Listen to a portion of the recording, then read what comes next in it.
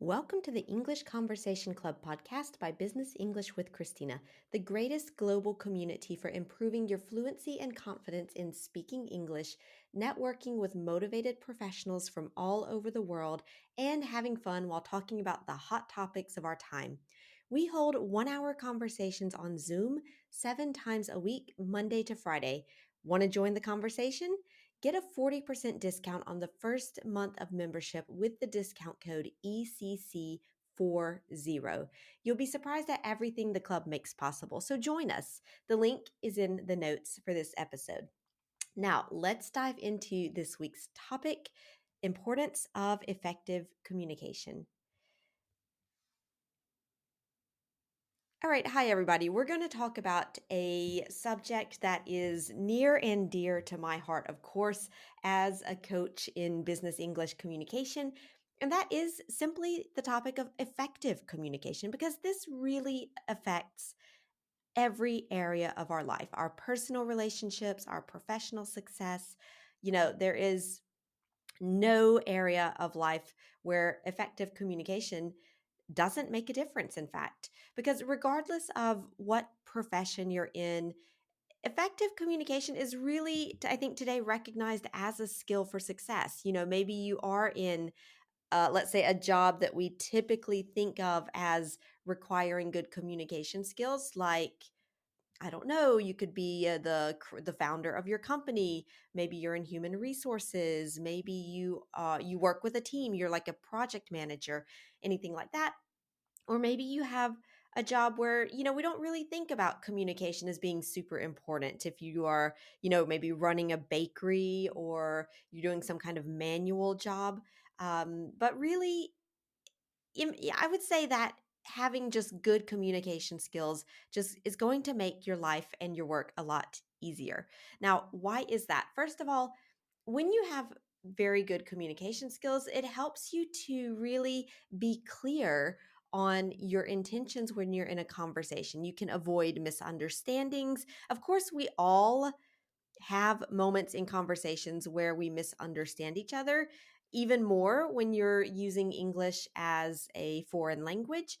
But that's okay, because if you are, I would say, good at communication, you have in your toolbox ways for clarifying, for asking for clarification, and for really just clearing up any kind of misunderstandings, because, hey, misunderstandings, they happen even to the best of us.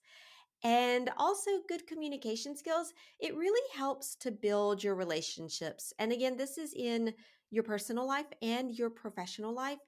When you're able to really clearly communicate your ideas, it does help to build up a sense of trust and respect.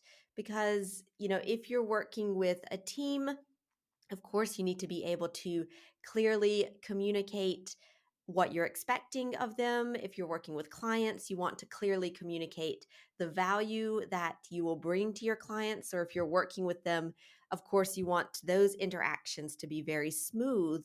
And also, one other professional area I would say that I feel is very important for your success, it's networking.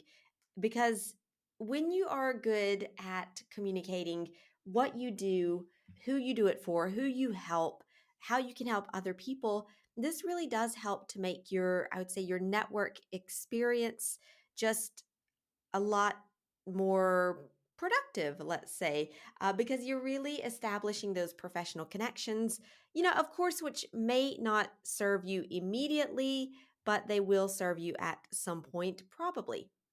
Now, how can you improve your communication skills? Because I think maybe we're all convinced that good communication skills are important, but concretely, how do we actually improve them? One thing I would recommend is active listening. You've probably heard of this before, but it's really listening to the other person, being present in the moment, and not waiting for the other person to stop speaking so that you can say the thing that you want to say. And this is very common in conversations. And I would say I'm guilty of this myself at times.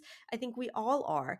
And it does take work to learn how to, you know, be present in that conversation, ask clarifying questions, give appropriate feedback, really focus on the other person when they're speaking.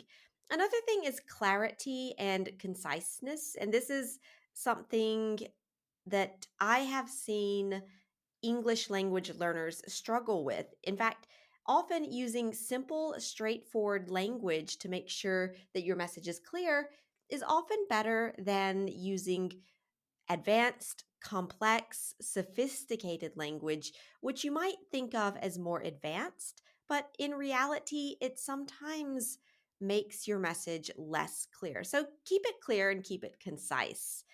Of course, nonverbal communication, that's important in communication skills. It's not just about speaking. This includes your body language.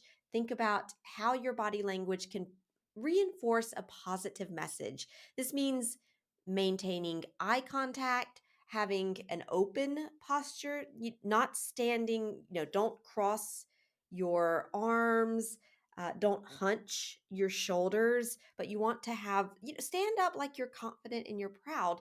And that helps to, I would say, helps to make your message clear. That sounds a little odd, but what it really does is reinforce, I would say, the trust and the respect in the eyes of the other person. That was something we talked about earlier. So that is your body language. It's not verbal communication, but it is still part of communication skills, I would say.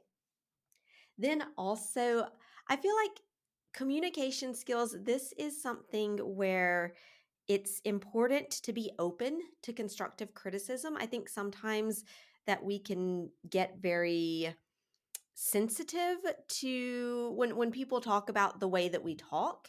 But if the other person, I would first of all say, if the other person has the courage and the bravery to come to you and say, hey, I noticed this thing about the way that you speak, they're they want to help you. I mean, it's maybe not a pleasant message, but that message is a real gift to you. Just a personal example. Um, that's going to be my example. One of these podcasts I recorded, one of the first solo episodes, Lindsay listened to it and she's like, "Can I say something?" I was like, "Yeah, go ahead." She's like, "You say a lot," and I was like, "Oh, okay." Thanks for letting me know that. She's like, "Did you listen to that episode?" And I said, "Well, no, I just recorded it and sent it to you." And she's like, "Yeah, you really need to fix that."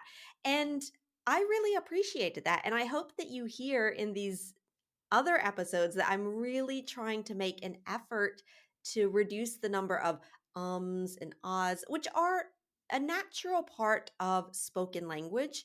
You can have some, but if you have so many that someone else points that out to you, then you know that it's something that you can improve. And that's another point of good, effective communication, is also to have that mindset of continuous improvement.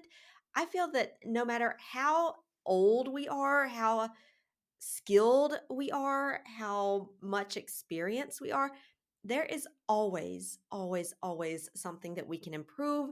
So, having that mindset of being open to constructive criticism and trying to continuously improve is something that is going to help, build your communication skills over the years. And of course, how do you get that practice and that improvement? There's lots of ways. Of course, the first one that I would recommend, if you are trying to improve your communication skills in English, come and join us in the English Conversation Club. You're going to get lots of practice and a lot of, I would say, constructive criticism and feedback. So join the conversation group. That's a great way. Of course, public speaking clubs like Toastmasters can also be a great way to practice your communication skills.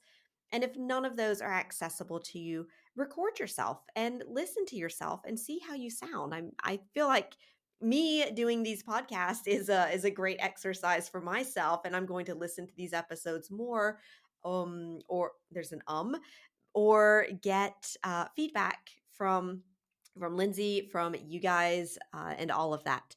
So I would say that, yeah, effective communication is important in very many aspects of your life.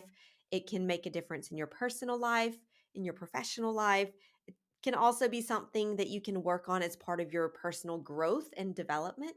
And I definitely encourage you to take one of those suggestions for practicing and improving because you will see that it will make a huge difference in your life.